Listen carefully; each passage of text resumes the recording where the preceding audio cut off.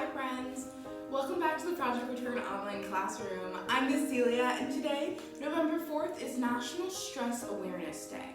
And what that means is Stress Awareness Day is an opportunity for us to reflect on our daily lives and try to identify those things that really trigger our stress and develop better and more positive ways that we can cope with them.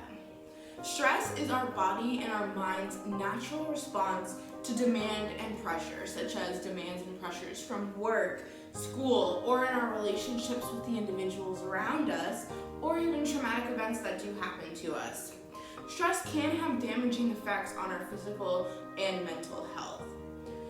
According to the National Institute of Mental Health, there are a total of 5 very important things that you need to know about stress that I figured today would be the perfect day to share. Number 1 is that stress affects everybody. Stress can feel isolating, but it's important to remember that everyone has their own unique stressors. This means that everybody also has a different way of coping with stress, and we can all learn something from one another. Some of us stress more than others, some of us cope more effectively than others, so having a support system to help you cope with that stress and learn from each other is very positive. Number 2, that not all stress is bad stress. Stress is physically our body's natural response to perceived danger and stressful situations. Stressful stimuli can trigger our body's fight or flight response, and that is a good thing. That means that our bodies are trying to keep us safe and our body thinks we're in danger. 3, long-term stress can harm your health. Physically and mentally, chronic stress can really feel debilitating and can even harm our physical health as well. Chronic stress can lead to disruptions in the immune, digestive, sleep, reproductive, and cardiovascular systems. It can also contribute to heart disease, high blood pressure, diabetes, and other illnesses, and mental illnesses, including, but obviously not limited to, anxiety and depression. We can get headaches regularly from stress. People have a lot of different physical symptoms. It can also make us feel sleepy, sad, angry, or irritable. 4, there are positive ways to cope with stress. Positive coping skills can help minimize the negative effects of stress, but oftentimes they're more difficult to achieve and run through than maladaptive coping skills.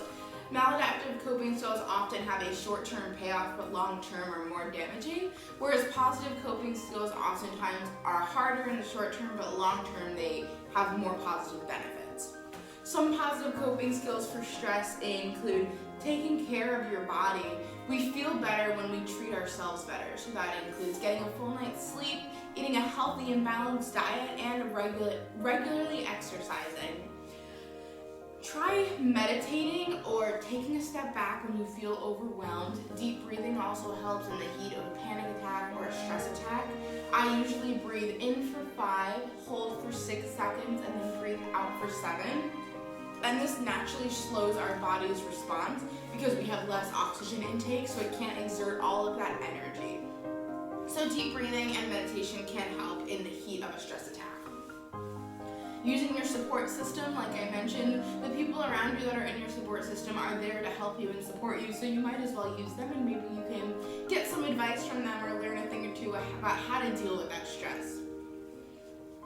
Carving out time for your hobbies or things that interest you, going to cuddle with a pet, going to do some crafts or painting, something like that, anything that's really cathartic and a stress reliever can really help you minimize stress because you have a positive response to that. Also, I really strongly suggest that limiting drug and alcohol intake will help reduce your stress levels. Drug and alcohol can mess up our body's chemistry and our brain's response to stress, so limiting your drug and alcohol intake is only a positive thing. And then finally, number 5, if stress becomes too overwhelming, you can always speak to a doctor or a mental health professional. There is no shame in seeing somebody because you're too stressed out. They oftentimes can provide you perspective and coping skills that you may not have thought of on your own. There is absolutely no shame, and that's why these people are there. They're there to help you. Thank you guys so much for watching my video on Natural Stress Day. I hope you have a fantastic and stress-free day, and I will see you guys tomorrow in the next video. Bye!